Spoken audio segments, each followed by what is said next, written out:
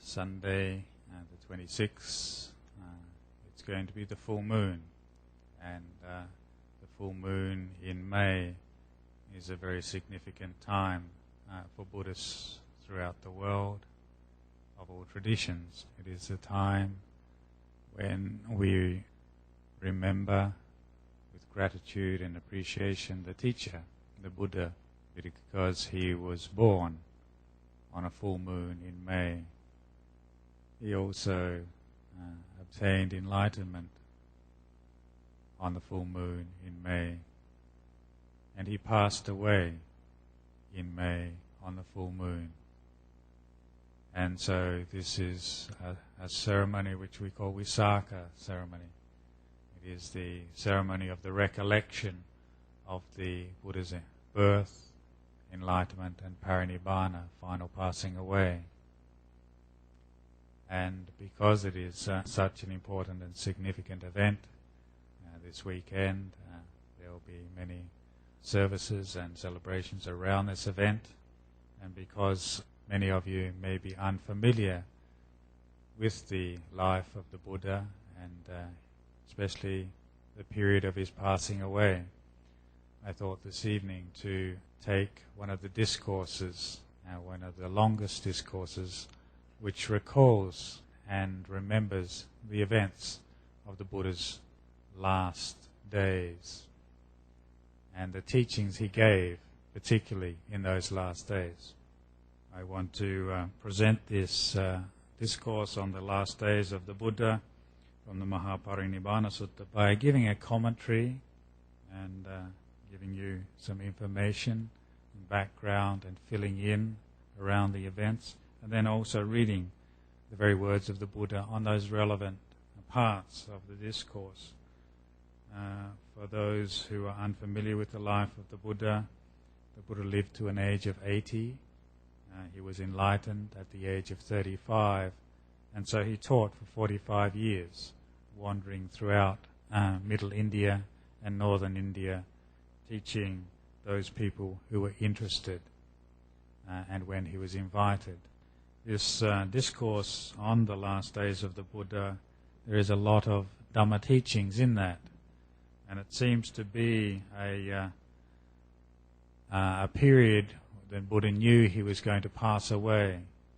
He actually predicted his death and announced it 3 months before the events that he will pass away on the full moon in May. And in those last 3 months he travelled extensively, meeting with monks and lay people and nuns, and often reiterated and emphasized very poignant parts of his teaching that he'd been teaching for 45 years. So in this discourse there is often the most important teachings of the Buddha, as well as an emphasis where he's trying to remind people of his teachings, what's important, what you should remember before he passes away.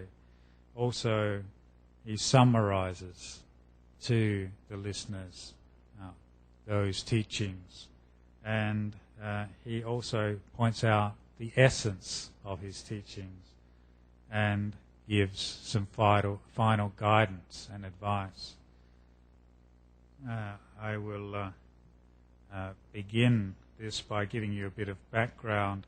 The discourse begins, that is the discourse on the Buddha's last days, begins in a period of political turmoil in the area of Magadha, that's central northern India.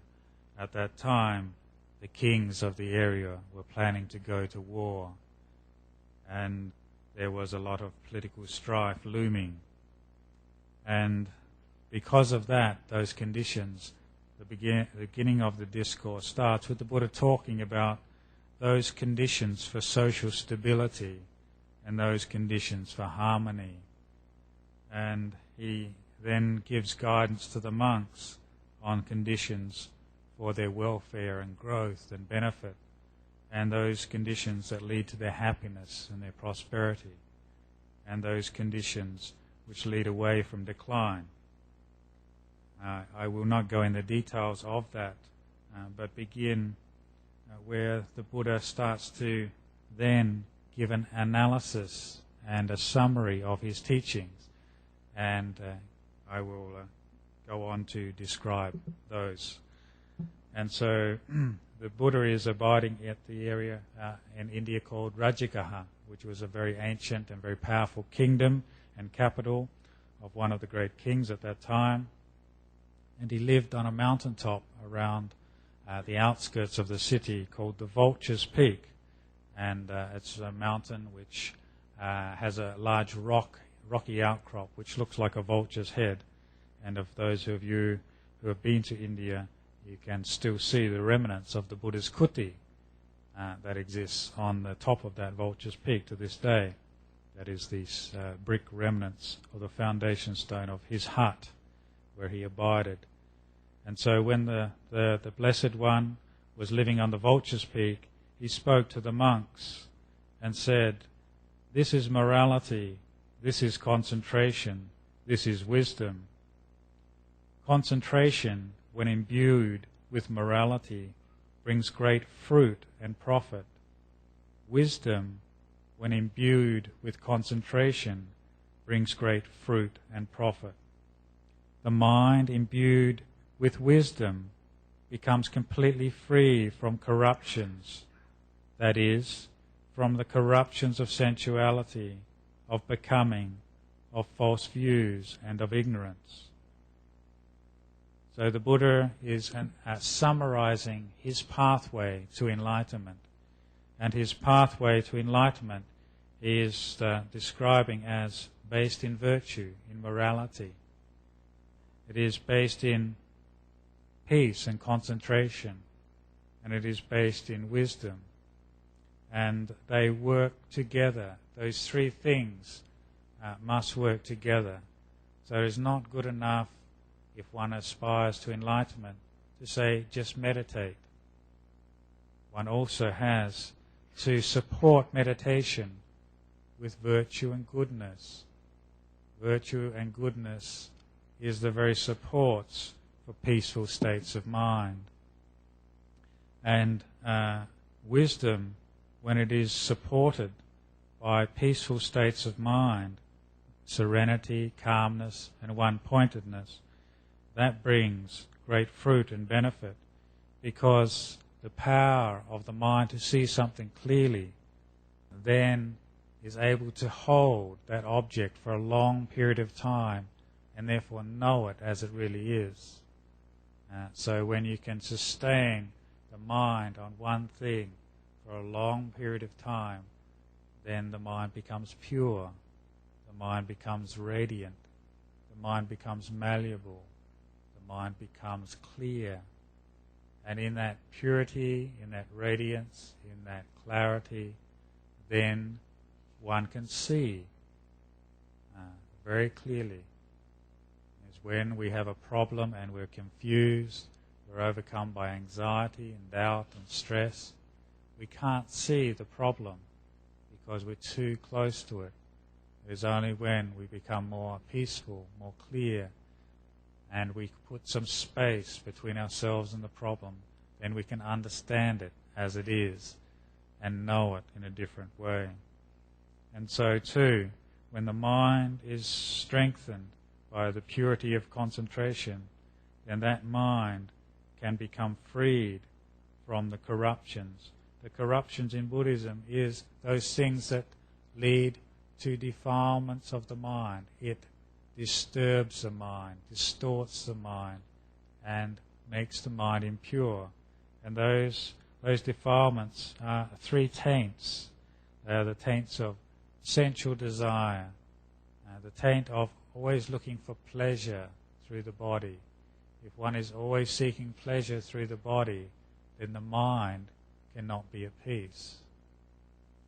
How can the mind be happy if one's always looking for pleasant sights, sounds, tastes, smell and touch? That always sends the mind outward to the world. The pure mind, the still mind, is when the mind is content. We've experienced those times when our mind has come to stillness and peace. That's when we're inwardly happy, inwardly content. It's not when we're searching and seeking more pleasure, but we're happy with what we have. When we're happy then the mind can go inward. Also, one of the corruptions that distort and distill the mind is this desiring for eternal existence. This is this always wanting to be, to become, to do. This is the fear arises because of this sense of I exist. And anything that threatens the I brings up fear. So we can never find security because of this view of self, this sense of always trying to perpetuate being. And then the other corruption of mind is wrong view. Wrong view is to not see the Four Noble Truths, to not see why we suffer, to not see the cause of suffering, to not see that there is a release from suffering, and to not understand the path to that release. So to not understand, why am I suffering? Why is there unhappiness? To not see that there is dukkha, there is suffering, there is unsatisfactoriness. With birth, there must be old age, sickness, and death. And that is a natural consequence, a natural cause of having been born. There is the arising of things and passing away. And because all things must arise and must pass away, that makes them unsatisfactory to attach to, to hold on to.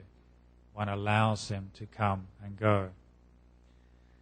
And when one sees that there is this arising and passing away, then nothing is stable, nothing can be held on to.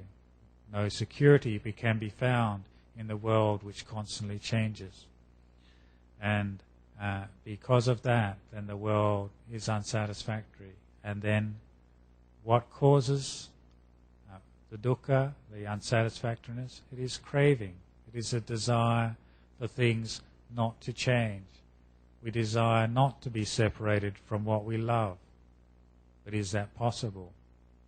We desire to have only pleasure and never experience pain. But is that possible? We desire to only have pleasant experiences. But is that possible? We desire only good health, not ill health. But is that possible? We desire not to grow old and not to die. But that's not possible. And so we see that the changing nature of existence causes suffering because of our desire and clinging to things to be a certain way. And then this wrong view that we do not see that there is a path out, there is an escape, there is a liberation. By giving up craving, giving up desire, then we're freed from suffering. We allow nature to take its course. And also to know that there is a pathway to escape from suffering, a pathway for abandoning desire, which is this very pathway of morality, concentration, and wisdom. And the last of the corruptions of mind is ignorance. And ignorance is that which prevents one from seeing the true nature of things. We see things as permanent when they're really impermanent. We see things as substantial when they're really unsubstantial. We see things as bringing happiness when they fade away and lead to cessation, ending, therefore bring unhappiness. So we see things as essentially eternally beautiful when things are always fading. The flowers on the shrine look beautiful, but they will fade. Because we don't see the fading of things, the fading of life, then we attach to things as being beautiful and do not see their ending. Then the the Buddha moved on after giving that discourse. He moved on and travelled to other parts of India. And in these final days, one of his great disciples, the Venerable Sariputta, came up to him. And the Venerable Sariputta was renowned for his wisdom. And he made a statement in the presence of the Buddha because of his faith and devotion to the Buddha. He made the claim that the Buddha Gautama must be the highest, the best of all the enlightened ones, all the Buddhas of the past, and in the future there will be no greater or higher Buddha than him. Remembering that a Buddha is just someone who realizes truth. And there is only one Buddha in one world system, in one period, at one time. And the Buddha Gautama is one Buddha of Buddhas of the past, and there will be future Buddhas. And the Buddha asked Sariputta that was a brave statement. Do you actually know the minds of all the Buddhas of the past? Do you know their virtue? Do you know the extent of their teachings? Do you know their wisdom? And do you know their path of liberation? And Venerable Sariputta said, well, of course I don't. No, I don't.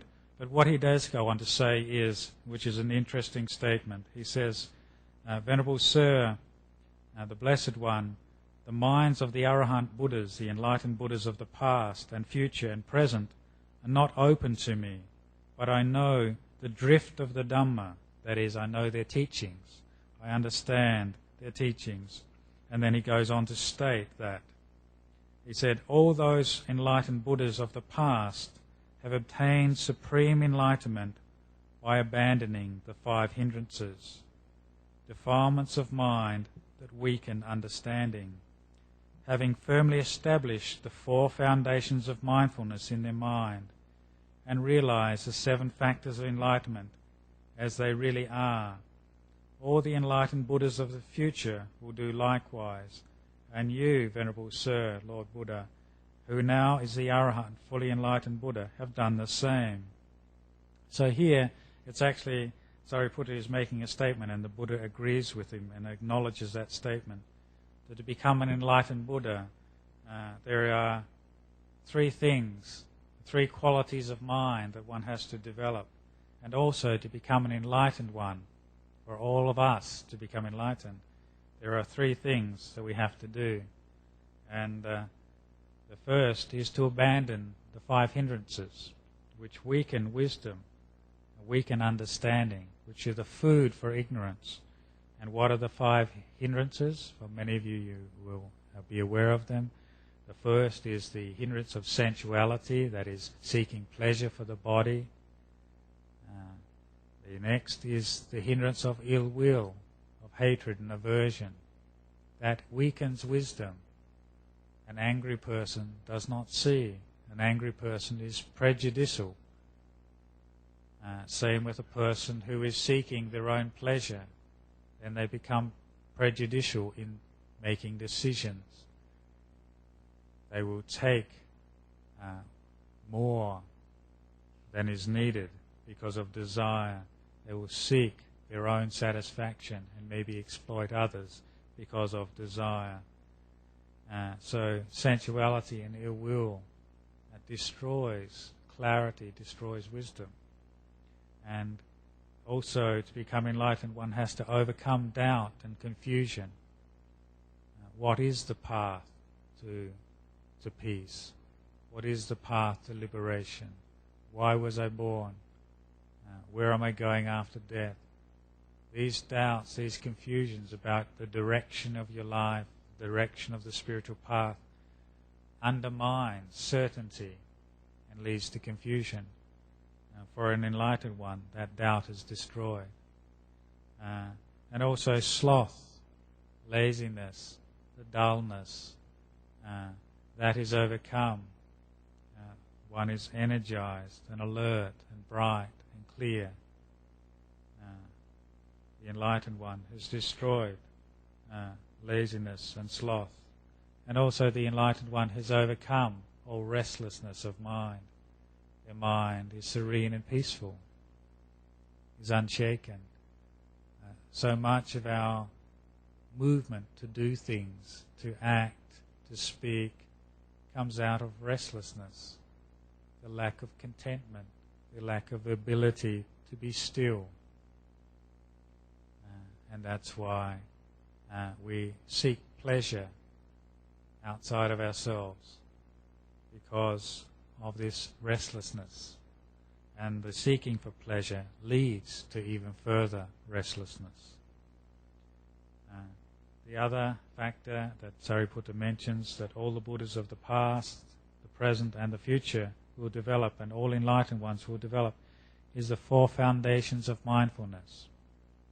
The 4 foundations of mindfulness is to become aware of what you're doing with the physical body, to know your body. What are you doing now? How are you sitting? Because if you're not in the body, not aware of the body, then your mind is somewhere else. It is not here right now. To know feelings, to know the nature of feelings, the nature of pleasant, unpleasant and neutral feelings of body and mind when they arise and pass away, so that we're not a slave to feeling, because craving and desire arise because of feeling.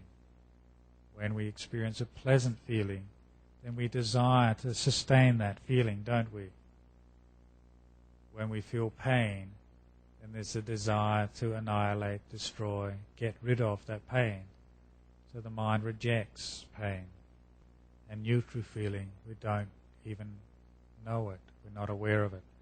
So the enlightened mind knows feeling when it arises and knows when it subsides, knows what type of feeling, whether it's bodily feeling or mental feeling, of pleasure, pain, or neutral, and knows its characteristic, that this is not me, this is not mine, this is not self. And the enlightened mind also knows, develops the 4 foundations of, has developed the 4 foundations of knowing the mind, knowing thoughts when they arise and pass away, knowing opinions, knowing views, knowing ideas as conditioned phenomena, and it has also known Dhammas. The other quality that the Buddhas of all the past, the present and the future, and all enlightened beings must develop is the 7 factors of enlightenment, those qualities that will lead to liberation. And those 7 factors of enlightenment are mindfulness, to be consciously aware, fully alert of the present moment, to know, to remember. Also energy, to be energized to develop wholesome states and overcome unwholesome states, to sustain wholesome qualities and abandon unwholesome qualities. This is what we call energy, effort in Buddhism. It's if you have a thought of loving kindness, to make a conscious effort to sustain that thought for as long as possible. That is right effort. That is the effort that will take you to liberation. If you have a thought of abandonment, of renunciation, sustain that thought for a long time. If you have a thought of generosity, you have a thought of kindness, a thought of virtue, then to sustain that thought for a long, long time. That is right effort. That is the effort that will take one closer and closer to enlightenment. And when we see anger arise, when we see sensuality arise, when we see cruelty arise in the mind, to make an effort to abandon these, to recognize these qualities are far from the enlightened ones. Would I like to die with the thought of anger in my mind? A thought of anger is not a quality of an arahant, of a Buddha. A thought of selfishness is not a quality which is appropriate for a person's striving for the highest, for liberation. A thought of delusion and fear and anxiety and conceit, those too should be abandoned. So we make an effort to abandon these qualities. and also to investigate truth and to develop tranquility. So making oneself more tranquil and calm by developing contentment. How do we become tranquil? It's by developing an attitude of joyous contentment in the mind, because the mind becomes serene when there's a sense of gladness in wholesomeness, when there's gladness in what is good, what is noble, then that makes the mind very happy and joyous. And when the mind is happy and joyous, then the body becomes tranquil and the mind calms down. It's just like when you've been on holiday and you've been kind to people, you're relaxed, you're at ease, you can lay down on the beach and just unwind. Be at ease, let go of the world.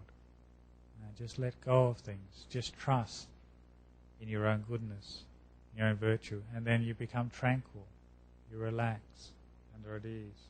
And joy and concentration and equanimity are the other factors of enlightenment, which are needed to be developed and are developed and made much of by the enlightened disciples. And we'll move on, because there is another section where the Buddha then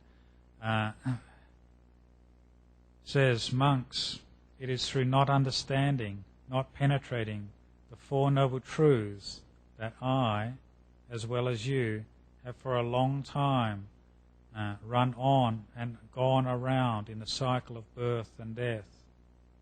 What are they? By not understanding the noble truth of suffering, we have fared on. By not understanding the noble truth of the origin of suffering, of the cessation of suffering, of the path leading to the cessation of suffering, we have fared on the round of cycle of birth and death. And by the understanding and penetration of the same noble truth of suffering, of the origin of suffering, of the cessation of suffering, of the path leading to the cessation of suffering, the craving for becoming has cut off, the support for becoming has been destroyed, there is no more re-becoming. So this is where the Buddha is summarizing his teaching, that he is saying for himself before he became enlightened, just as with all of us, the reason that we're going on in this endless round and cycle of birth and death, in the endless round of samsara, that which goes on, is because of not understanding the noble truth of suffering, and not understanding that birth is suffering, old age is suffering, pain, grief and despair is suffering, getting what one doesn't want is suffering, being separated from what one loves is suffering.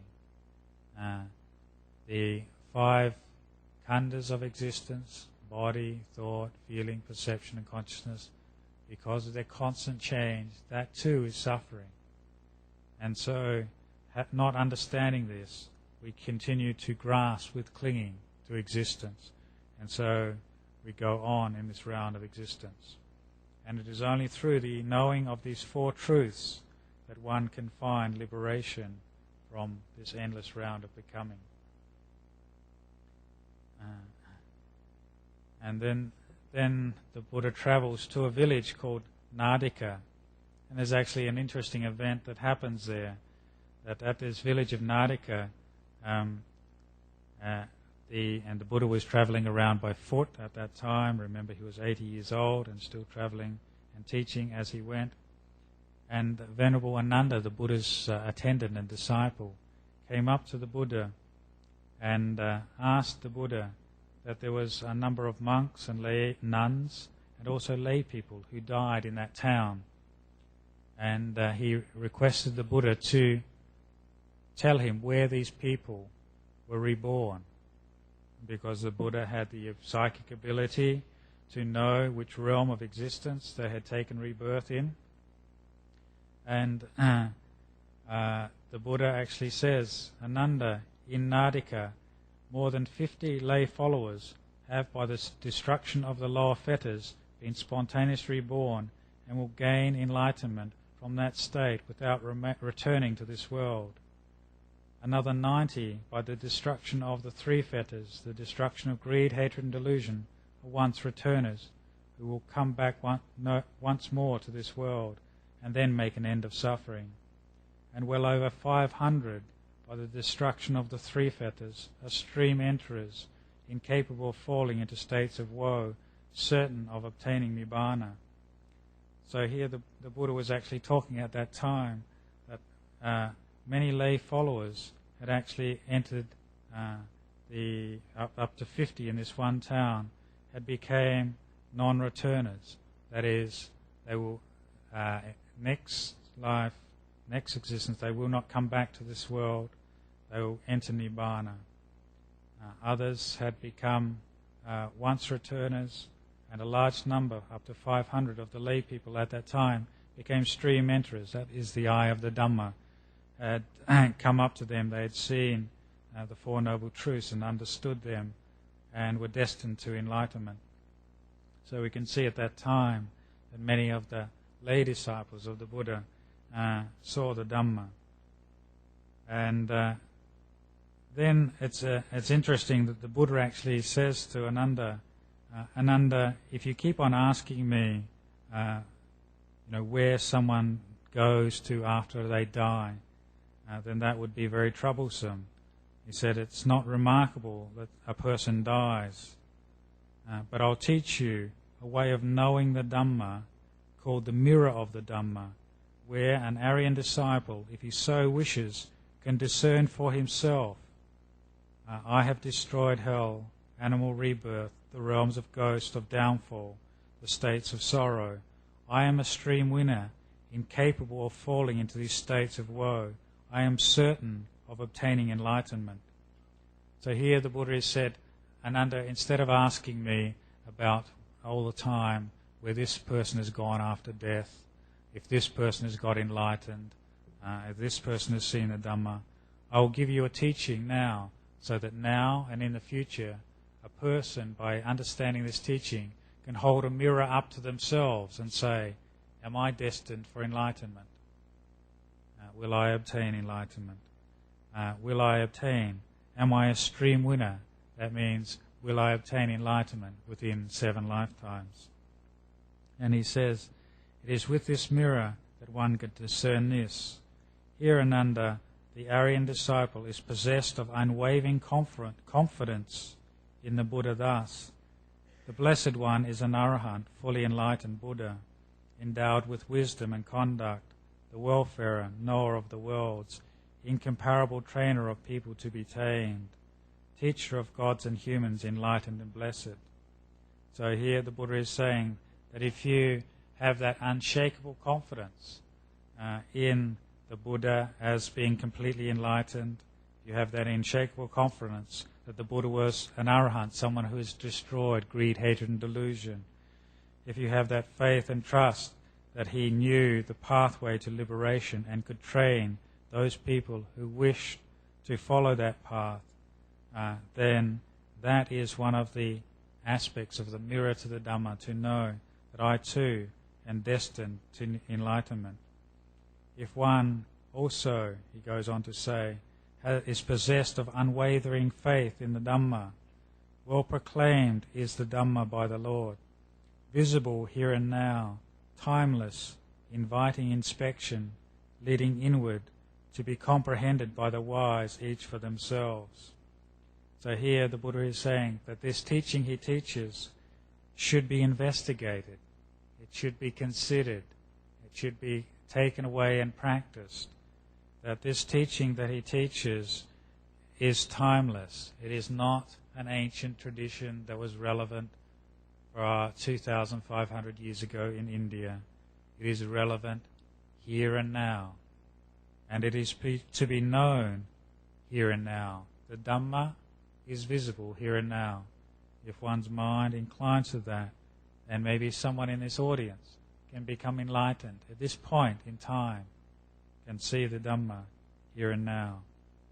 It is timeless. That is, it is not bound by the convention of time. It invites inspection. It is encouraging you to investigate and consider, is this true? What can I know? What can I know of suffering? Do I have suffering in my life? Where are my attachments? Where are my loves? Where are my hates? Where are my desires? What do I cling to that causes me pain and unsatisfactoriness? That you can know. You do not have to ask anybody else. You can see for yourself. And by abandoning those cravings, those clingings, those attachments, you can see that one is freed from that pain and suffering that those clinging and attachments cause. And also by seeing the freedom and liberation that arises by putting forward a pathway of morality, of concentration and wisdom, how that purifies the mind. You can see and know that for yourself. And this teaching leads inward. The Buddhist teaching is not going out to finding information and knowledge about the world outside you. It's about finding knowledge and information about this body and this mind. What can we know about our own minds? What can we see and understand of what's going on in our own world experience? And it can be comprehended by the wise, each for themselves. So only us, we ourselves, will know when we become enlightened. You will know whether you're angry or not. You will know greed. You can know delusion. But you can also know freedom from anger. We can know loving kindness, can't we? We can know thoughts of compassion. We can know thoughts of renunciation, thoughts of generosity and goodwill. We can know that. This liberation from these unwholesome states, we can understand and perceive for ourselves. We don't have to ask somebody else to reconfirm whether we're suffering or not. We know for ourselves. So the Buddhist path is turning us inwards onto ourselves. So here the Buddha is saying the Dhamma truth should turn you to yourself, to know yourself, know this mind. And also the mirror to the Dhamma to know whether you're destined for enlightenment is that person possesses unwavering faith and confidence in the Sangha. Well directed is the Sangha of the Blessed One's disciples, of upright conduct, on the right path, on the perfect path. That is to say, the 4 pairs of persons and the 8 kinds of humans. This means this is the enlightened disciples of the Buddha, that one has a confidence that there are beings and people who, like the Buddha, practiced this path and became enlightened, and that one too can practice this same path and become enlightened. If one has this trust and confidence and the heart leaps forward, then one will put the effort in to put forth the realizations and the qualities to realize enlightenment. So the 4 pairs of persons and the 8 kinds of human beings that is the stream enterer, the person who's seen the Dhamma, and the person who's on the pathway to seeing that Dhamma. So as a person who is about to obtain that liberation has entered the path. There's a person who is the once returner, and also the one who's on the path to becoming a once returner. The person who's a non-returner, does not come back to this world, and the person who's on that path. The person who is fully enlightened and the person who's on that path. They're called the 8 kinds of noble beings in the world. Those people who are destined for enlightenment are noble in the world. They're very rare. And to meet a person who is enlightened is very, very rare and a great blessing. To even hear that there are enlightened ones gives us the opportunity to know, someone has overcome anger in their own minds and has conquered that. I too can conquer my anger. Someone has overcome selfishness. I too can conquer selfishness. Someone has overcome fear and delusion. I too can conquer and overcome these. So it gives us the confidence and trust to make an effort, to strive, to seek release. And so the Buddha says that a person who has these 3 qualities, this then when one has this, is a mirror to the Dhamma, where one, an arrogant disciple, can discern for themselves, I have destroyed the lower realms, I am a stream winner, I am certain to obtain enlightenment. And so this is, you can see that these are aspects of faith.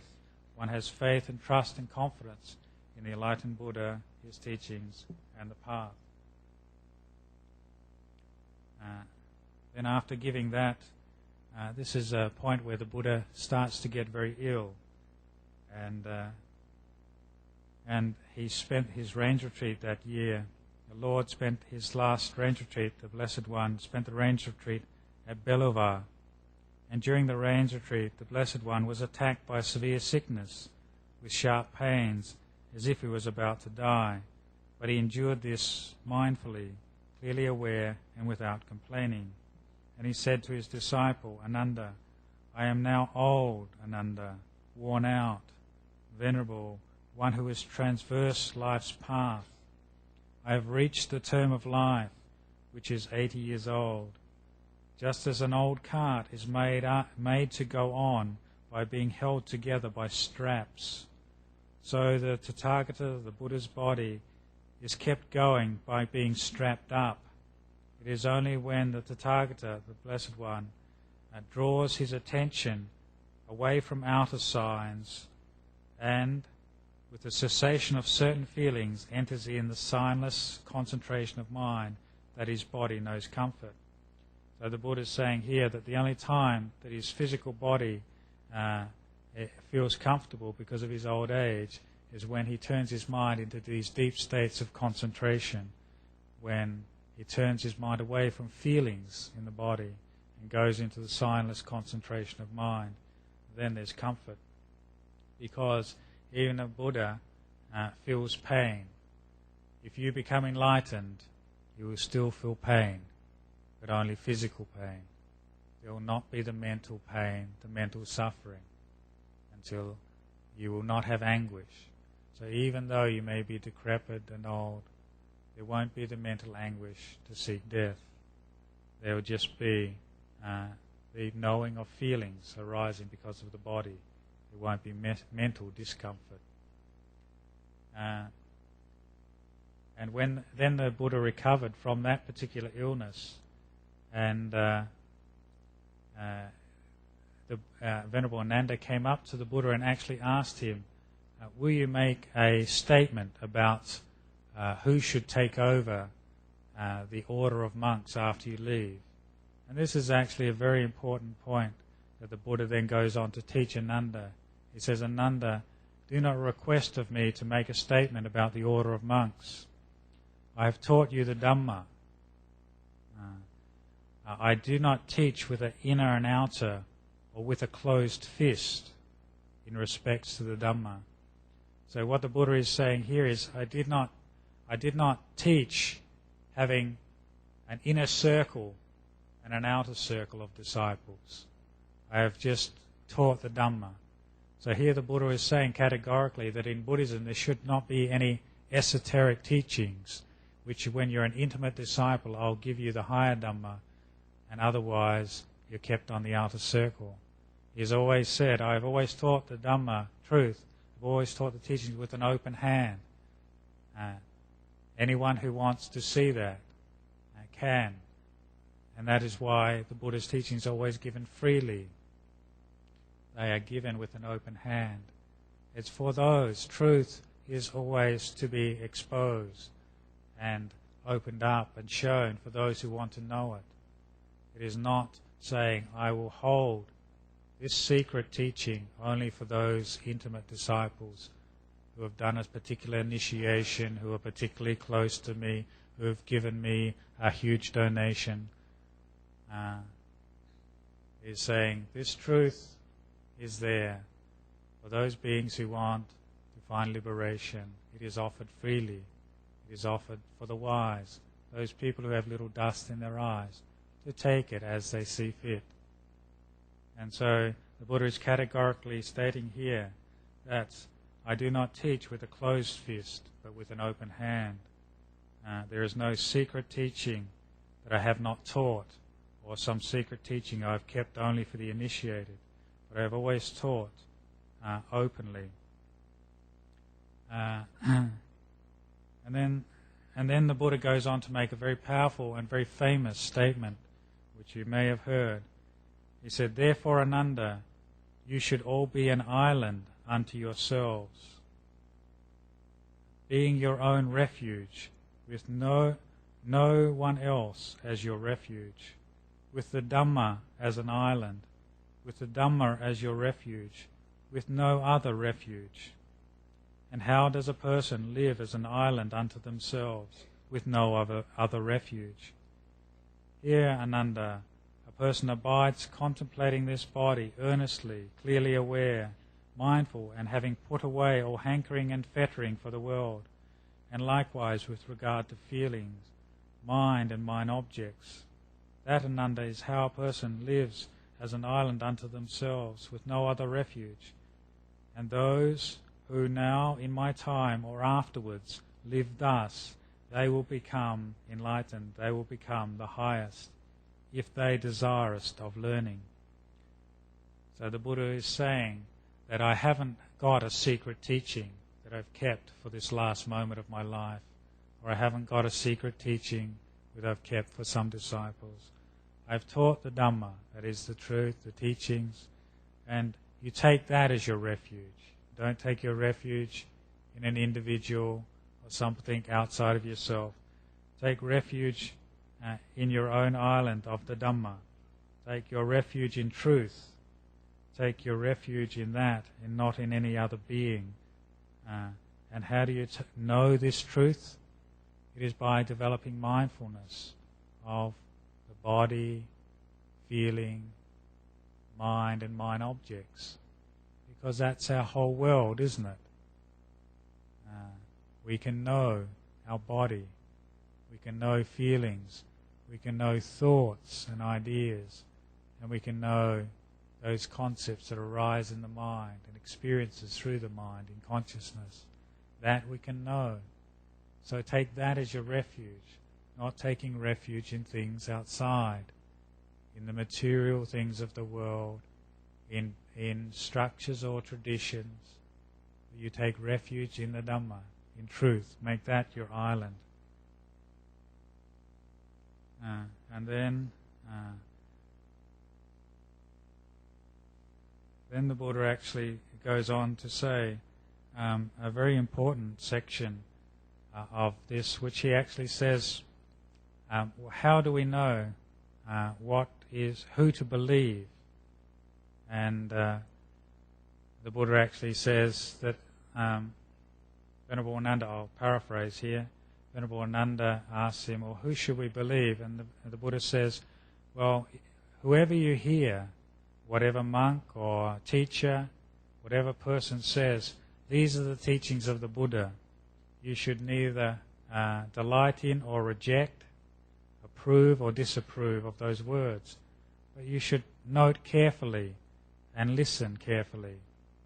But then you should compare those teachings with the words of the Buddha in the suttas, in the discourses.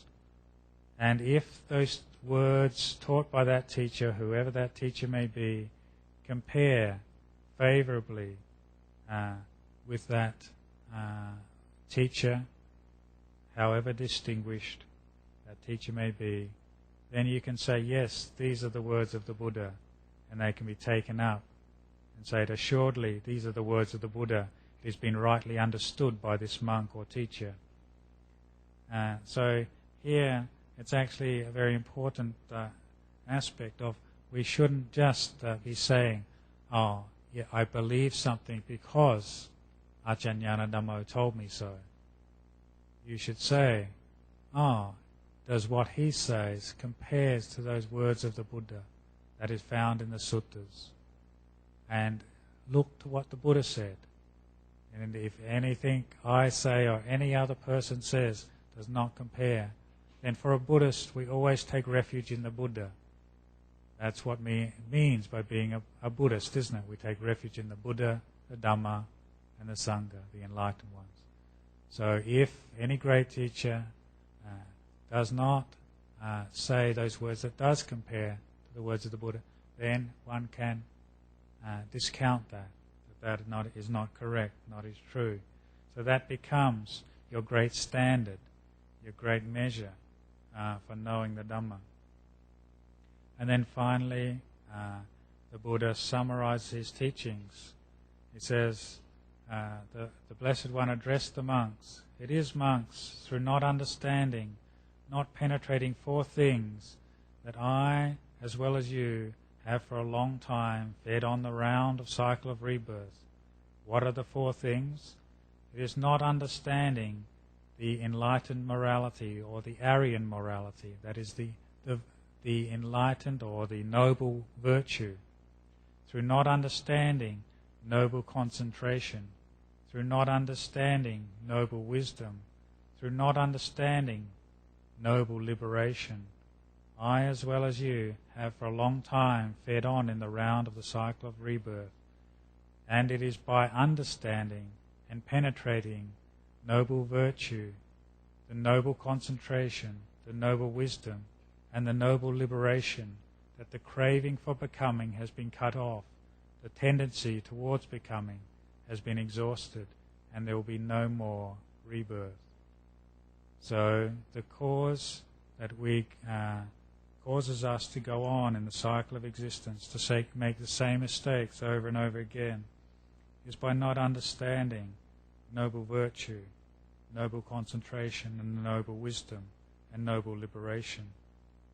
But if we develop understanding of and cultivate our virtues so it becomes purified, it becomes perfected, then we can incline to noble concentration. And when we purify our states of mind, make the mind serene, peaceful, one-pointed and calm, we perfect the mind so it goes to purity, to luminosity, to malleability, to purity, then noble wisdom will arise. We'll see things as they really are. We'll know the arising of things and their cessation. We'll see there is impermanence, unsatisfactoriness, and not self. And that noble wisdom will then lead to the noble liberation when we will destroy and cut off the causes for becoming. I did mention that the Buddha predicted and announced that he knew 3 months ahead of time that he would finally pass away in the town of Kusinara on the full moon in May. So he made that prediction in February, and then he travelled throughout India still teaching. And in this discourse there is a summary of those teachings and some of the relevant teachings that the Buddha wanted to re-emphasize so that his disciples, both monks, nuns and lay men and women, would remember the significance of those teachings for a long time.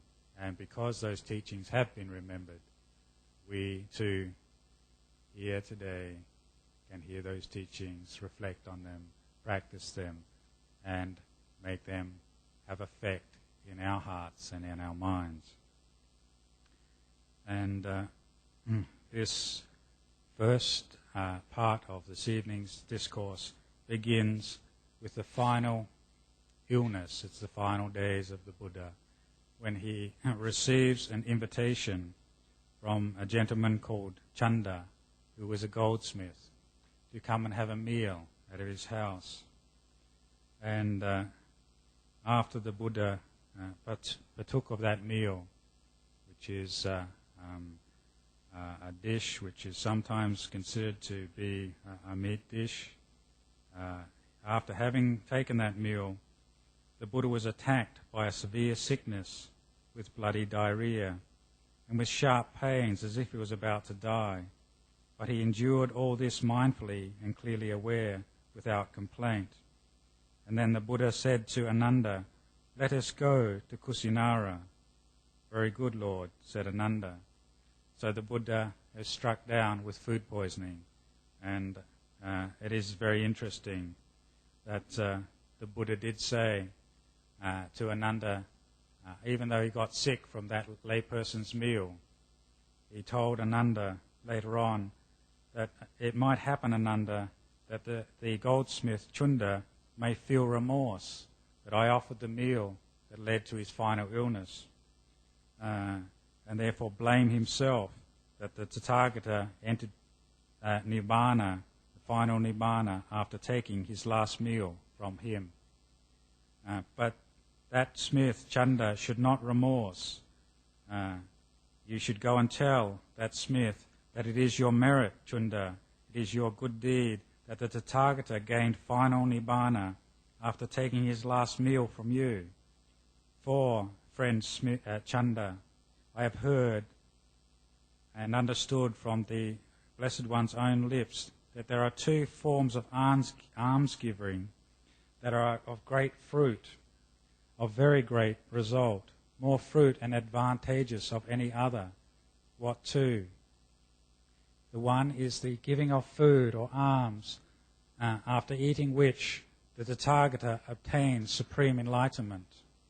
The other, after which he obtains Nibbana, the Nibbana element without remainder at his final passing. These two forms of alms offering are more fruitful and profitable than any other. Chunda's deeds is conducive to long life, to happiness, to prosperity, that is to nobility. And so here the Buddha was getting Ananda, his attendant, to go back and tell that layperson who offered the meal, you shouldn't blame yourself that the Buddha is sick. It is inevitable that he will die. And that this last meal is actually of great merit because it is a gift, a purely given gift. There was no intention to make him ill. It is just he was coming to the end of his life, and this was just a causal condition. But that gift is of great merit. And another meal that is of great merit, to give the highest merit, is the person who gives the food that the Bodhisattva takes before his enlightenment, the day or the night of his enlightenment, because it is a causal condition to give them the physical strength, or him the physical strength, to realize Nibbana. And then after the Buddha is quite sick, the Buddha he's feeling weak, so he takes a seat under a tree by the side of the road, and a layman, Ukusa, of the Malas, he comes past, and he starts up a conversation with the Buddha and becomes so inspired. This man is a very wealthy merchant, and after that conversation, his inspiration is such that he wants to offer a set of robes, both to the Buddha and to Venerable Ananda, the Buddha's attendant, and he offers robes of gold color, golden cloth. And then Venerable Ananda puts one set of robes on the Buddha, and he wears one set. And he notices that the set of robes he put on the Buddha, the robes appeared dull, that the Buddha's skin became radiant. And he said, "It is wonderful, O Lord, it is marvelous how clear and bright the Lord Buddha's skin appears.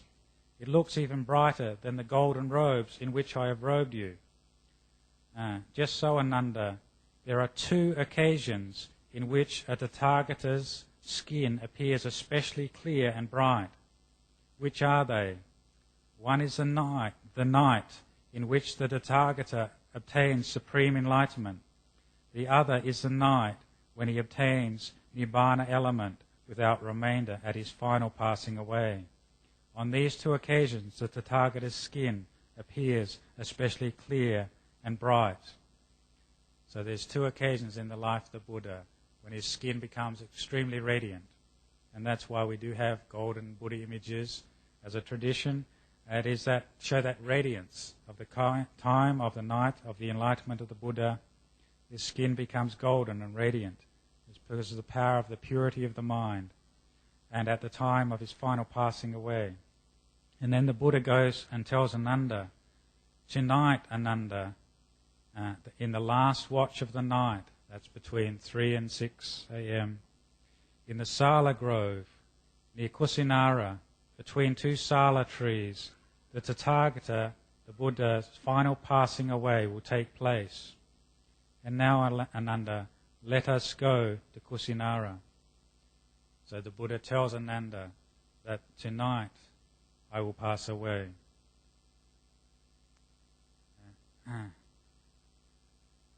And then Ananda and the Buddha travel by foot to Kusinara.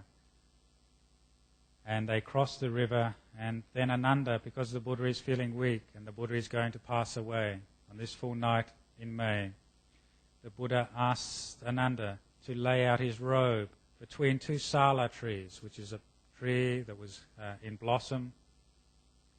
And he placed his head to the north and lied down.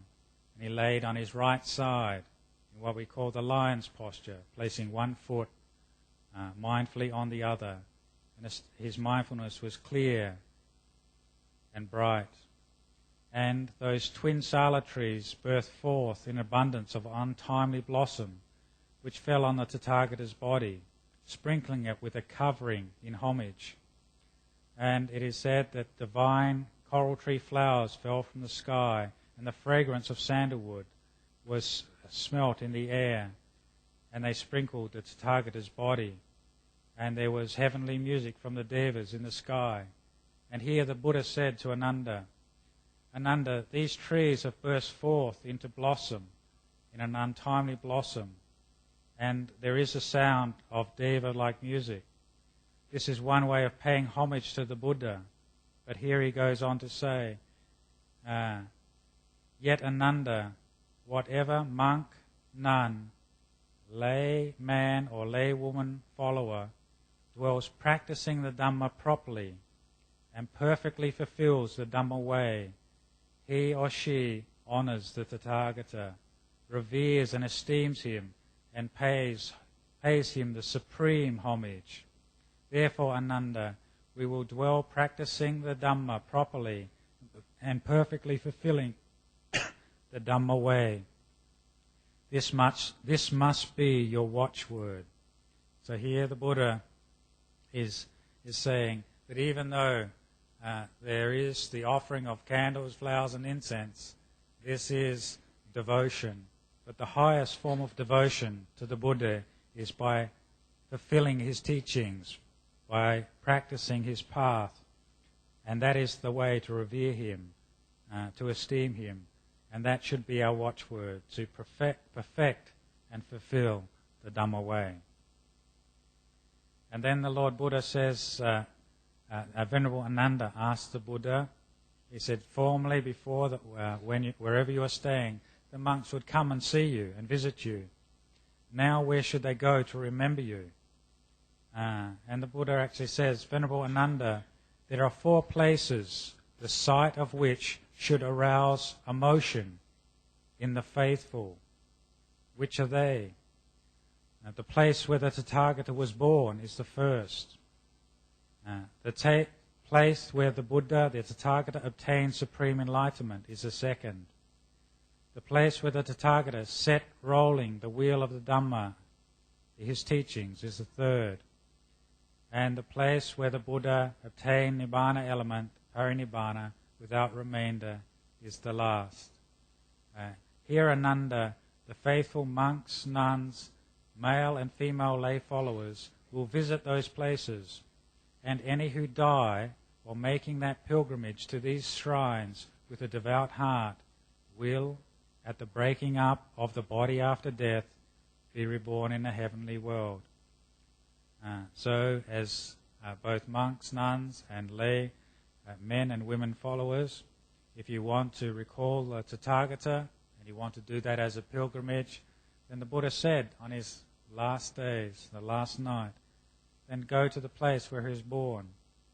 Go to the physical place where he obtained enlightenment at Bodhigaya. Go to the place in Saranath where he taught the Dhamma, and go to Kusinara where he passed away, and bow down out of reverence, recollecting the Buddha, his teachings, and the Sangha, and that will be for your long-lasting benefit and happiness. And then the Buddha gives his final advice to Ananda, because Ananda asks him, about his funeral. How should we arrange your funeral? And the Buddha said to Ananda, don't worry yourself about funeral arrangements, Ananda. You should strive for the highest goal. Devote yourself to the highest goal.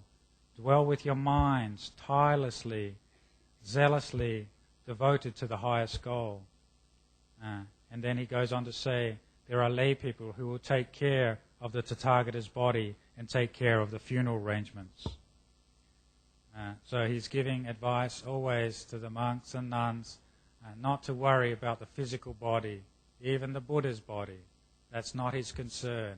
His concern is that all of us realize the Dhamma. That's our highest and devoted goal. But then Ananda continues and asks, well, what should we do with your ashes after our cremation? And the Buddha suggests that it's appropriate to build a stupa. So this is how, in Buddhism, we have come up with the traditions of stupas, because the Buddha himself said it's appropriate to put his ashes in a mound, in a stupa, and whoever lays wreaths of flowers and sweet perfumes and colors there at that stupa with a devoted heart will reap benefit and happiness for a long time. And a Buddha is someone who is appropriate to build a stupa for, because he is an arahant, fully enlightened. A Pratyeka Buddha is also someone, a silent Buddha, is someone who is appropriate to build a stupa for. Or a disciple of the Buddha is appropriate to build a stupa for, or a will-turning monarch. And so then, after Venerable Ananda, who is the Buddha's cousin, and he's looked after the Buddha for many years, he is a Sotapanna, a stream enterer. After he talks to the Buddha on his final night of passing away about these funeral arrangements for the Buddha, he's overcome with grief. And he leaves the Buddha and goes back to his hut, and he leans against the door, crying. He's lamenting, I am still a learner with much to do.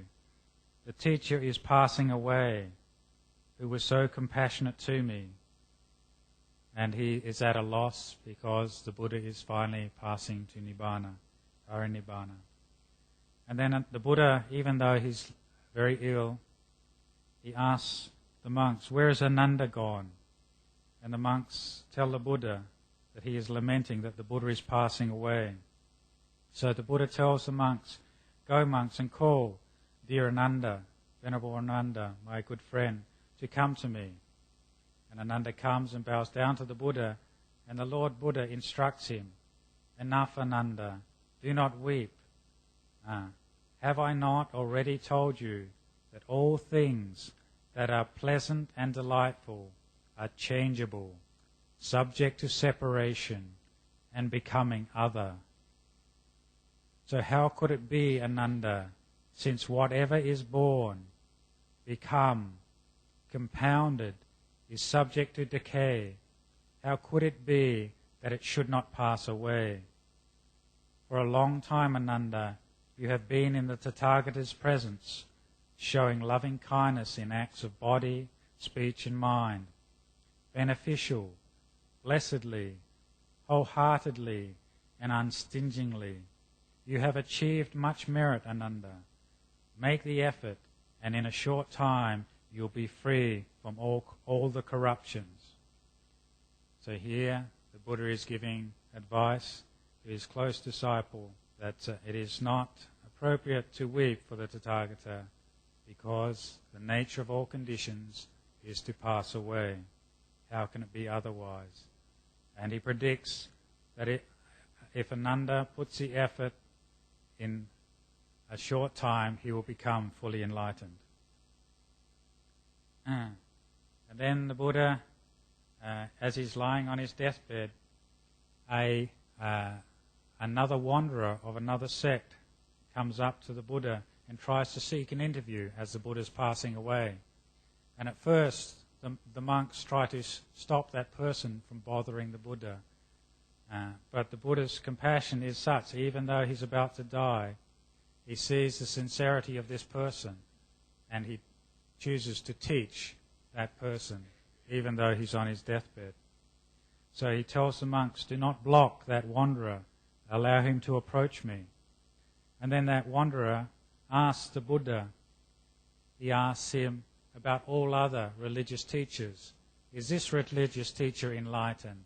Is that one enlightened? Is that one a saint? Is that one holy? And the Buddha said, do not concern yourself with others. I will teach you the Dhamma. And then he says to him, in whatever teaching, whatever Dhamma and discipline, the Noble Eightfold Path is not found. No ascetic is found. No ascetic of the stream enterers, no ascetics of the once returner, the non-returner, or the arahants. But such ascetics can be found of the stream enterer, once returner, non-returner, and arahant in those teachings and disciplines where the Noble Eightfold Path is to be found. So this is where the Buddha is saying that in those teachings, wherever there is the Noble Eightfold Path, then there you will find arahants, the enlightened ones, and those on the path to enlightenment. And therefore, he goes on to say, here, monks, the monks live the life of perfection.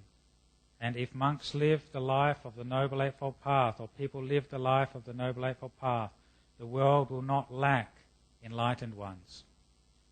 So for us now, if we want to know, is it possible to get enlightened in this day and age? Is it possible that there are enlightened ones or those on the path to enlightenment here and now? We just have to look. Are people practicing the Noble Eightfold Path? Are we practicing the Noble Eightfold Path?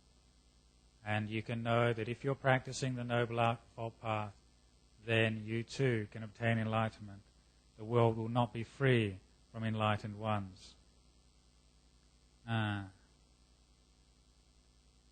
then Ananda asked the Buddha, you should not think, Ananda asks the Buddha for instructions, further instructions. And the Buddha says, enough Ananda, I have taught you the Dhamma. The Dhamma and discipline after my passing away should be your teacher. So now, as Buddhists, we take that advice that whatever happens, our refuge is in the Dhamma, in the discipline. That is our teacher, that is our guide, even though the Buddha has passed away. And then the Buddha, laying down on his right-hand side, said his final words, his final instructions. And he said to all those gathered around, now monks, I declare to you, all conditioned things are of the nature to decay. Strive on untiringly. These were the Tathagata's last words. Then the Lord Buddha entered the meditative state of the first jhana, and leaving that state, he entered the second, the third, and the fourth jhana. Then leaving the fourth jhana, he entered the sphere of infinite space. Then entering the sphere of infinite consciousness. Then the sphere of no-thingness or nothingness. Then the sphere of neither perception nor non-perception. And leaving that, he obtained the cessation of feeling and perception. Then Venerable Ananda, who was standing watching the Buddhas at this final moment, said to one of the other monks there, the Venerable Anuruddha, and Anuruddha was the Buddha's foremost disciple in the ability to know the minds of others and the psychic abilities to know the minds. And Anuruddha was following the states of the Buddha's mind, where his mind was going through these experiences. But Venerable Ananda saw the Buddha's body being very still, and he said, the Buddha has passed away. The Buddha has passed away. And Venerable Anuruddha said to Ananda, no, the Buddha has not yet passed away. He's obtained the cessation of feeling and perception. and in that state the breath would not be distinguishable. Then the Lord Buddha, leaving the attainment of cessation of feeling and perception, entered the sphere of neither perception nor non-perception.